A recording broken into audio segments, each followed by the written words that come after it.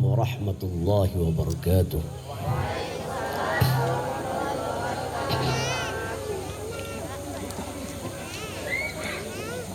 Alhamdulillahi rabbil alamin.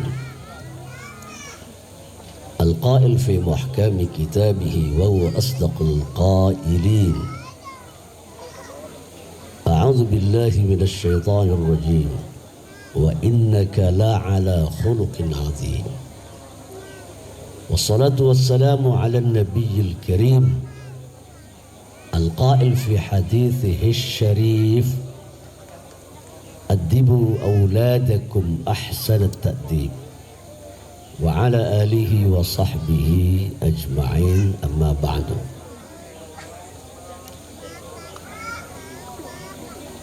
Para asatidzah dan ustadzat yang saya banggakan, anak-anakku para santri yang saya cintai, dan seluruh wali santri kelas 1 hingga kelas 5 yang saya hormati dan saya banggakan. Anak-anakku semuanya, dengarkan nasihat saya dalam waktu 15 menit atau 20 menit tentang akhlak. Bagaimana kalian menggunakan liburan ini dengan adab, dengan akhlak. Anak-anakku sekalian,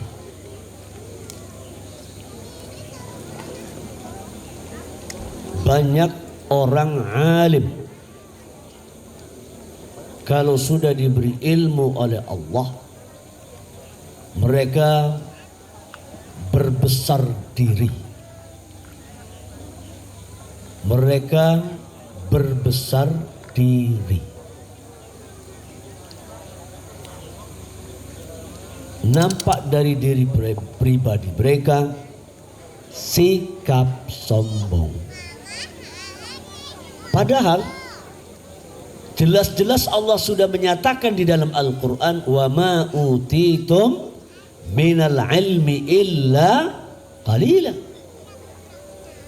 Tidaklah kamu diberi ilmu oleh Allah, melainkan sedikit saja.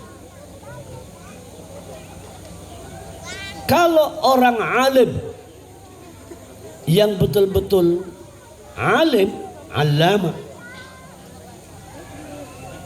semakin tinggi ilmunya, maka akan semakin tadarru', semakin rendah hati. Itu menunjukkan bahwa mereka tahu bahwa ilmu itu dari Allah. Mengapa harus disombongkan? Ini anak-anakku semua. Artinya apa, nak? Ilmu itu kita lihat dari dua sisi. Memang dengan ilmu orang bisa membuka setiap apapun yang menjadi hajat hidupnya. Kalau ulama usul fiqh mengatakan al-ilmu sifatun yang kashifu bihal matlub inkishafan tamman. Ilmu itu sebuah resep. Dengan resep ini maka akan terbuka seluruh hajat manusia. Jadi kalau kita ini butuh sesuatu, tentu harus dengan ilmu. Maka ilmu memiliki peranan penting dalam membuka hajat dan kebutuhan hidup kita. Anak-anakku yang saya cintai. Nah, ilmu penting dimiliki. Kita tahu kan bagaimana hukumnya mencari ilmu. Talabul ilmi faridatun ala kulli muslimin wa muslimatin. Menuntut ilmu itu hukumnya fardu bagi muslim ataupun muslimah. Fardu. Nah, ketika ilmu itu sudah kamu dapatkan di pondok ini, ya,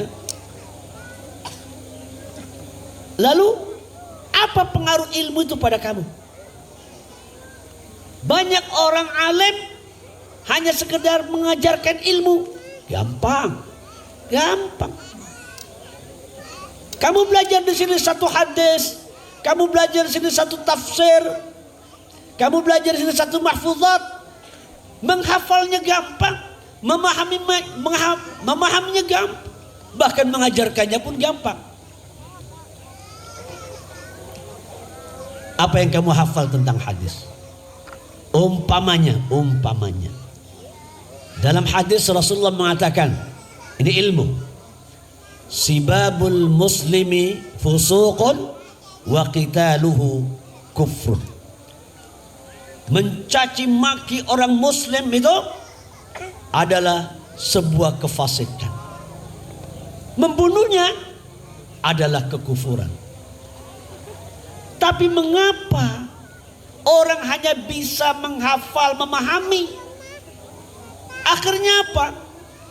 Banyak muslim mencaci muslim yang lainnya. Banyak muslim membuli muslim yang lainnya. Banyak muslim menghasut muslim yang lainnya, mendengki muslim yang lainnya. Padahal tahu hadis ini bukan hanya sekedar tahu, hafal. Nah, anak-anakku, maka janganlah menjadikan ilmu hanya sekedar ilmu yang hanya kamu bisa menghafalnya atau bisa mengajarkannya kepada orang lain, tapi tidak bisa merubah sikapmu, perangaimu. Kita menginginkan ilmu yang dipraktekkan. Dalam apa? Dalam perbuatanmu sehari-hari. Jadi kalau kamu tahu hadis ini, sibabul muslim, berarti membuli temanmu haram hukumnya. Bahkan dikategorikan sebuah kefasikan oleh Rasulullah sallallahu alaihi wasallam. Enggak ada tuh di pesantren boleh membuli, karena tahu. Tapi itu hanya sekedar tahu. Tapi kalau yang mempraktikkan tidak akan melakukannya. Maka ilmu itu jangan hanya sekedar diketahui. Ilmu itu jangan hanya sekedar dihafal. Ilmu itu jangan hanya sekedar diajarkan. Banyak orang alim mengajarkan ilmu, tetapi perbuatannya tidak seperti apa yang dia hafal dari hadisnya. Ada enggak, Bu, Pak, di kampung sana kiai menghasut kiai? Ada. Kiai dengki kepada kiai? Ada. Itu artinya apa? Nah, ilmunya tidak nyampe kepada hatinya. Ilmunya hanya sekedar dihafal, difahami, tapi tidak dijadikan sebagai pengaruh di dalam perbuatan. Ada enggak orang alim masih nyolong? Ada. Tahu enggak dia? Kalau mencuri itu haram? Tahu. As-sariqu was-sariqatu faqta'u aydiyahuma. Laki-laki yang mencuri, perempuan yang mencuri, potong kedua tangannya. Potong. Tapi kok masih mencuri? Ada yang ustaz yang mencuri? Itu menunjukkan ilmunya hanya sebatas dihafal, hanya sebatas diajarkan, tetapi belum berpengaruh pada pribadinya, belum membentuk pada pribadinya, sehingga akhlaknya masih buruk. Nah, di sana noh, geger sekarang ini. Seorang kiai membenci para habaib umpamanya. Karena apa? Beda visi, beda pandangan, beda pendapat. Ngapain digede-gede? Akhirnya apa? Umat yang risih. Karena apa? Ulamanya begitu, habaibnya begitu.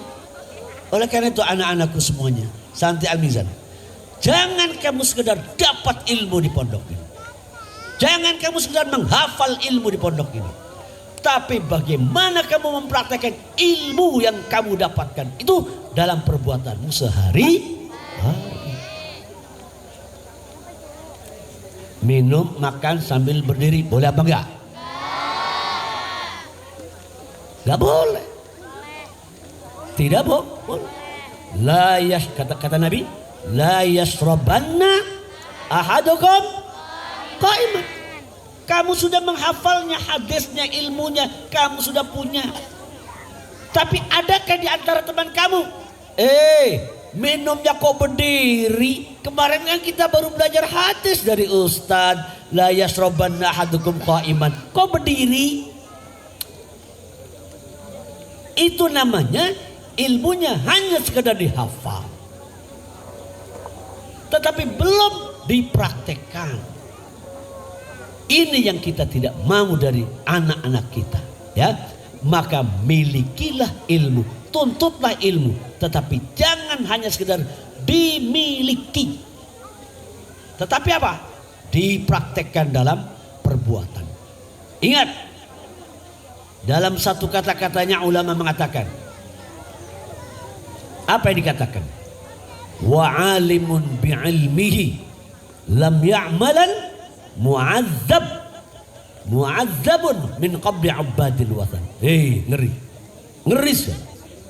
Wa alimun bi'ilmihi, orang alim dengan ilmunya, lam ya'malan, tidak mempraktekkan ilmunya dalam perbuatan sehari-hari, dalam kehidupannya, mu'adzabun min qabli abadil wathan, maka dia akan disiksa sebelum para penyembah berhala itu disiksa. Mau disiksa?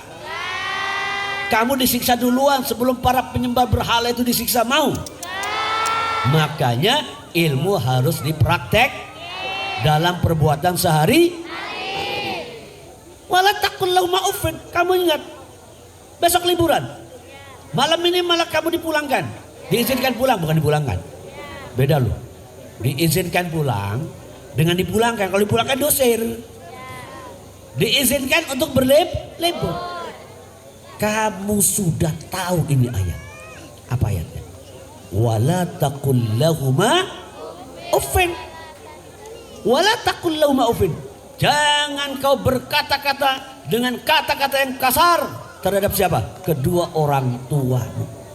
Andaikan nanti kamu di rumahmu, kamu masih membentak-bentak orang tua gara-gara tidak dibelikan baju baru, gara-gara dilarang main HP, gara-gara dilarang main motor-motoran, bentak-bentak ibumu, bentak-bentak bapamu. Kamu belajar tafsir, wala taqul lahuma uffin, mana prakteknya? Oh iya, saya kemarin mendengarkan Kiai bicara, ya. Kok saya nggak mempraktekannya? Ini dia, ya kan? Ini dia bahaya. Bagi siapa? Kamu sebagai santri punya ilmu, tetapi tidak masuk ke dalam hatimu sehingga melahirkan akhlak yang baik. Paham Tom? Nah, jadi ilmu itu, ya kan? Ada yang diajarkan, ada yang dipraktekkan. Dua-duanya. Kita santri harus dua-duanya. Bagaimana kita mengajarkan ilmu, bagaimana juga kita mempraktekannya. Paham dong? Kalau mengajarkan ilmu itu apa maksudnya? Isalul ma'lumat ila adhanit talamin. Mentransformasikan ilmu pengetahuan kepada siapa? Murid, sehingga difahami. Sekedar mentransformasikan, itu namanya ta'lim, mengajarkan. Tapi bagaimana sampai dipraktekkan ilmu? Ingat para ustadz, harus dibuktikan, harus dipraktekkan dari ustadznya dulu, sehingga berimplikasi, berpengaruh kepada murid-murid. Paham dong?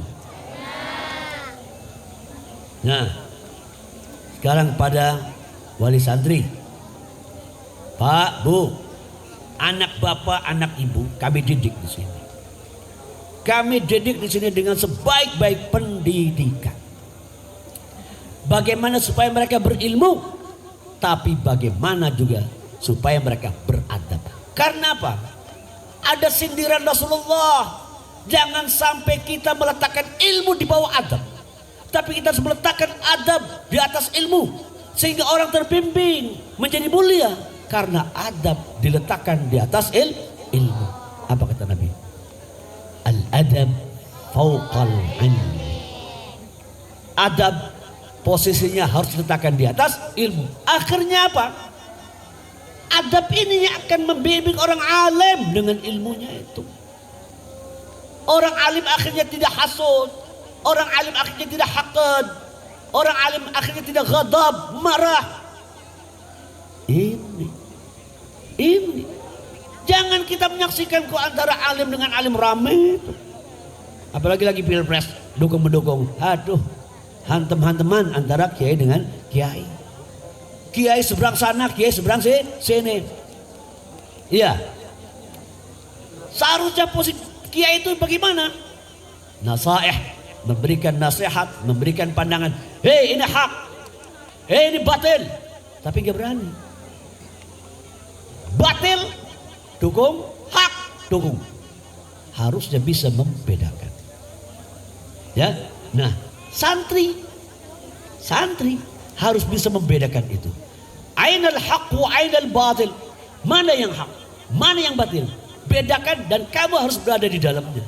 Di dalam apa? Di dalam hal hak. Jauh dari yang batil. Insya Allah. Nah, kata Nabi, Bapak Ibu, adibu auladakum ahsanat ta'dib. Berikan anakmu pendidikan adab sebaik-baik pendidikan adab. Ahsanat ta'dib, sebaik-baik pendidikan adab. Jangan dibiarkan anak-anak kita, Bu, keliaran tanpa jilbab. Jangan biarkan anak kita didatangi oleh ini nih. Laki-laki yang bukan muhrim, awas. Wah, itu teman saya. No. Haram. Wih, keras amat. Iya, memang harus keras. Ya kan? Kalau kaitannya dengan pendidikan akhlak harus keras. Jangan takut. Kamu itu jodohnya sudah ada. Ngapain ngobrol diri? Kamu laki-laki, jodohmu juga sudah ada. Ngapain ngobrol diri? Masing-masing memegang norma-norma agama, etika agama, akhlak agama. Sudah, suatu saat nanti ketemu jodohnya. Jadi, Bapak, Ibu, sekarang ini kami titipkan kembali pendidikan akhlaknya itu kepada bapak dan ibu. Karena apa? Karena mereka berada di sana, berada di rumah. Masa usah saja suruh nongkrongin anaknya di rumah, ngedidik adabnya lagi? Tidak. Paham dong? Ya. Inilah anak-anakku semuanya. Terakhir, sebentar ya. Apa pedoman kita agar kita ini selamat? Tidak menjadi orang yang mungkar, tidak menjadi orang yang selalu melanggar peraturan Allah. Dua saja. Tetapi kita kalau saja betul-betul ikhlas memegang keduanya, selamat dunia akhirat. Apa itu? Kata Nabi, taraktu fikum amraini lan tadillu ma in tamassaktum bihima kitaballah wa sunnat rasulih. Aku tinggalkan dua pusaka. Apa dua pusaka itu? Kitab Allah, Al-Quran, wa sunnat rasulih, dan sunnah Rasulullah sallallahu alaihi wasallam. Kamu menghafal Quran di sini, masya Allah. Saya kalau masuk, ya kan, Al-Mizan ini, di sana menghafal Quran, sudut sana menghafal Quran, sudut sini menghafal Quran, adem hati saya. Adem hati saya. Ya kan? Lah, ini harus dibiasakan anak-anakku semuanya. Kamu menghafal, silakan menghafal. Kebiasaan kamu di sini, jangan mentang-mentang liburan lalu kamu tinggalkan. Ingat apa firman Allah? Fa idza faraghta wa ila rabbika Faida faragta, kalau kamu sudah selesai mengerjakan aktivitas di mana tempat? Di pondok. Fansab, kerjain lagi di sana. Kamu itu kan yang namanya utlah, yang namanya liburan itu apa? Apa? Al-intiqal min amalin ila amalin akhar. Perpindahan dari satu pekerjaan kepada pekerjaan yang lain. Nggak ada tuh. Faida faragta fafragh. Kalau kamu sudah liburan, ya libur aja selamanya. Nggak ada, Al-Quran mengatakan begitu. Selalu kalau kamu sudah selesai satu aktivitas, ayo pindah ke aktivitas yang lain. Itulah namanya rotasi kehidupan. Tidak boleh kosong dari kegiatan apapun. Yang penting maslahat dan manfaat. Saya bangga dengan kalian, anak-anakku semuanya. Ya, kalau ingin ketemu saya harus sampai kelas 6 dong. Baru bisa ketemu saya, karena saya ngajarnya di kelas tinggi saja. Biarkan, ya kan? Oh, saya kalau ngajar kelas 1 nggak bisa kemana-mana. Saya ngajar di Rangkas. Ada apa? Rabu Kamis. Saya ngajar di Cikole dan Banjar. Senin Selasa. Jumat rutin jadi imam di Rangkas. Rutin jadi imam di Masjid Agung. Sabtu Minggu ngawinin alumni. Wah, alumni itu kadang-kadang harus saya datang. Suruh ngapain? Nasihat perkawinan. Maka kamu kalau kawin, kalau nikah, undang saya. Tapi kalau nggak suruh nasihat perkawinan, saya nggak datang. Catat itu. Ngapain? Datang ke alumni, ke anak-anakku. Masa saya sana suruh makan doang, suruh duduk doang? Nggak mau. Saya harus nasihatin mereka, karena mereka anak saya. Datang, ada alumni ngundang. Ustadz datang. Lalu apa kerja saya? Nggak ada. Ya udah, nggak saya datangin. Nggak saya datangin. Catat itu. Tanya Ustaz Syarullah, sekretaris pondok. Apa tugas saya? Nggak ada. Ya udah, nggak saya datang. Nah itu masa ngundang kiainya hanya suruh makan doang, suruh babadog doang. Ya, saya selalu ingin bicara ya tentang apa itu nikah. Bagaimana kamu membangun, membina rumah tangga yang baik. Gitu. Nah jadi itu pusaka yang pertama Al-Quran.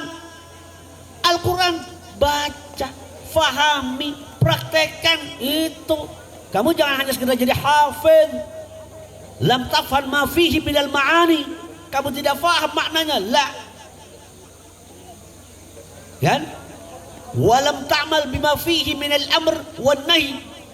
Apa yang harus dikerjakan, apa yang harus tidak dikerjakan, faham Al-Quran.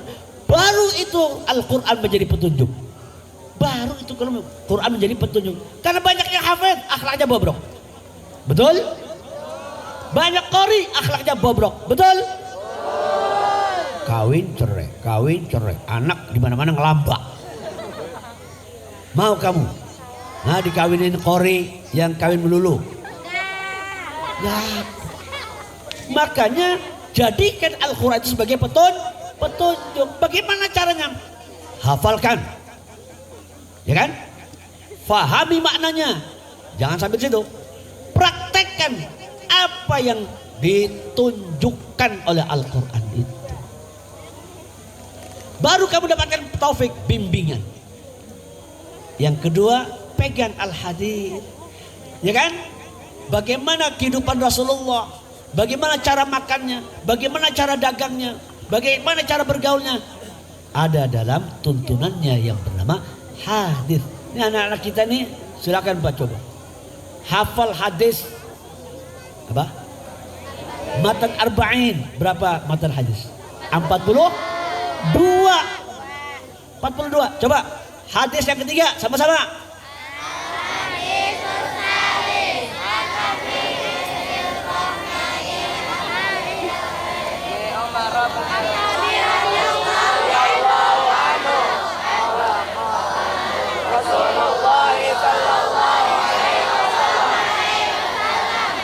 Matannya apa?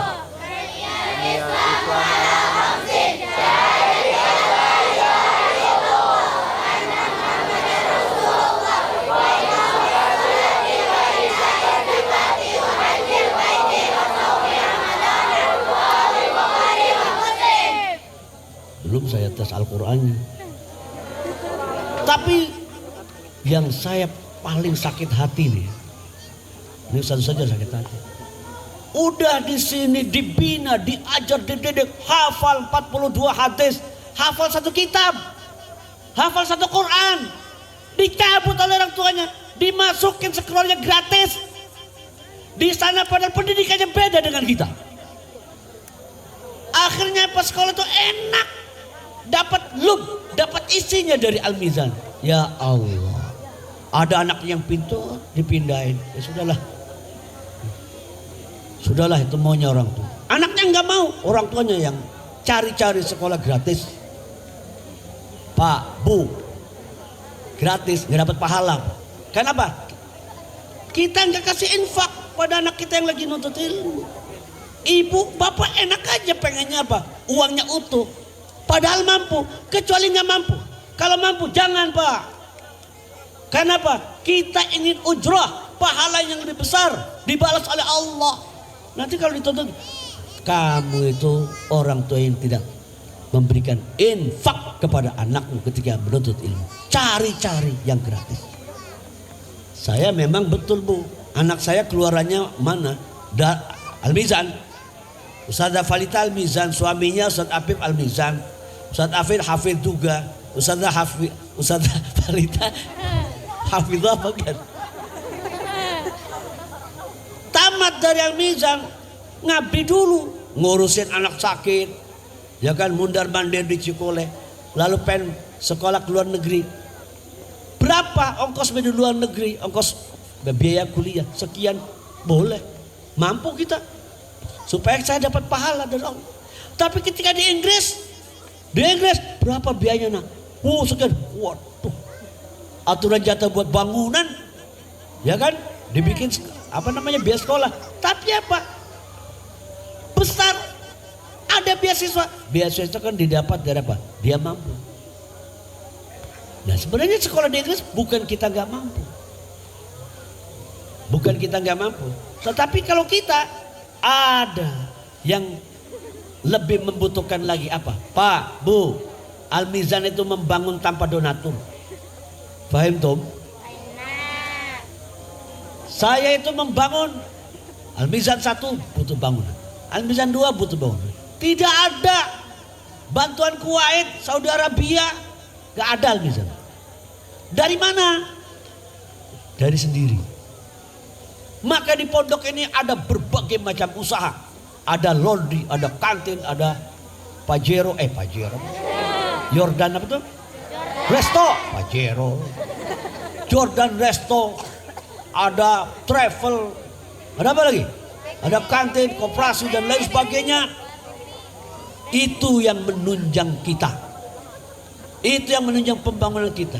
Ini yang di belakang ibu-ibu, bapak-bapak, 3 lantai. Bawah asrama.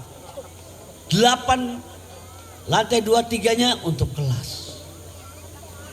Ustaz Afif minta asrama putri. Baru selesai tiang-tiangnya. Tapi harus kita kejar, harus selesai itu 2 lantai. Bagaimana caranya? Ya caranya Allah Maha tahu. Yang penting ngejel-gedeg aja lah. Ya ketika santri datang ada. Nuntut lagi, putra di mana? Ya di bawah itu.